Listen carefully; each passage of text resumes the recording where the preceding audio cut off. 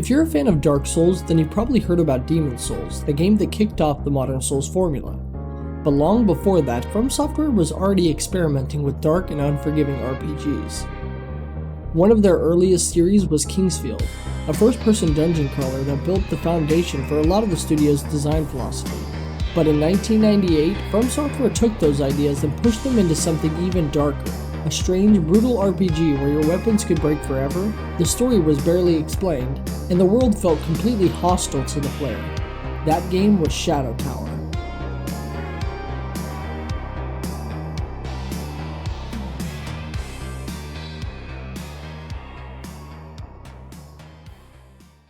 Shadow Tower released in 1998 on the original PlayStation, and at first glance it looks like a strange first-person dungeon crawler. But the moment you start playing, you realize something feels very different from most RPGs of that era. Instead of colorful fantasy towns and heroic music, the game drops you into a dark underground world filled with unsettling monsters and eerie silence. Yeah, there's no music in this game. You descend into a massive dungeon known as the Shadow Tower, searching for a mysterious artifact called the Staff of Resurrection. From there, the game unfolds through exploration rather than heavy storytelling. And that's something that will immediately feel familiar to fans of modern Fromsoftware games.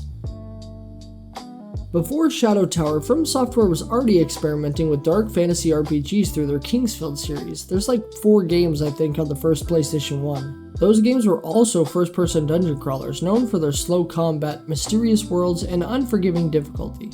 Shadow Tower took many of those ideas and pushed them even further. The atmosphere became darker, the world design became stranger, and the mechanics became even more punishing. Instead of traditional RPG progression where your gear lasts forever, Shadow Tower introduced a system where the weapons and armor slowly degrade as you use them, and if a weapon breaks, it's gone. Forever. That means every fight becomes a risk. Even defeating enemies can come with a cost. As for the combat in Shadow Tower, it happens in real time. You swing weapons, block attacks, and manage your equipment durability, all while fighting bizarre monsters that look like they crawled out of a nightmare. Some enemies resemble twisted animals, others look like corrupted humanoids, and some are just hard to describe a little bit. The entire game takes place underground, and each section of the tower has its own strange ecosystem of creatures. You might move from cavernous tunnels to ruined temples, and then into flooded chambers or strange organic-looking environments. What really makes the game stand out though is its tone. There's very little music, I'm talking almost none, like the whole time you're walking around in silence, except for like a little part you find a boss and then there's some boss music. It creates this uneasy feeling that you're exploring somewhere you really shouldn't be.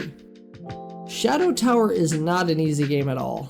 Healing items are limited, your equipment can break, and the enemies can hit extremely hard if you aren't careful. There's also very little hand-holding. The game rarely tells you where to go next, leaving you to explore the tower and figure out things on your own. For modern players, that might sound frustrating. But for fans of Fromsoftware's later games, it might sound strangely familiar. Because this design philosophy, letting players struggle, learn, and slowly master the world, is something that would later define the Souls series. In many ways, Shadow Tower feels like an early prototype of ideas that would eventually evolve into games like Dark Souls.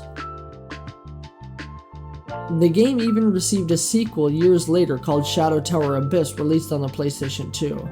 However, the game was only a Japanese release, and only years later did we receive a fan translation into English. Shadow Tower Abyss expanded on the original with improved visuals, smoother combat, and an even darker atmosphere. It kept the first-person perspective but introduced new mechanics like ranged weapons and more refined combat systems. Despite those improvements, the game remained just as unforgiving as its predecessor, and just like the original Shadow Tower, it flew mostly under the radar compared to the other RPGs at the time. So looking back now, Shadow Tower feels like an important piece of Fromsoftware history. It sits right between the early experimentation of Kingsfield and the modern design philosophy that would eventually lead into Demon Souls and Dark Souls. Many of the studio's trademark ideas were already here. A mysterious world that reveals its story through exploration, brutal combat that punishes careless mistakes, and an atmosphere that feels oppressive and lonely in the best way possible. It's not a perfect game, and some of its mechanics definitely show their age, but it's fascinating to see how many ideas from modern Souls game can be traced back to this strange PlayStation RPG from the late 90s. So, if you're a fan of Fromsoftware and you've played games like Dark Souls,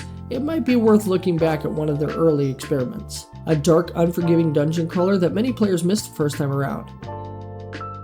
And that brings me back to the question, Have you heard of Shadow Tower?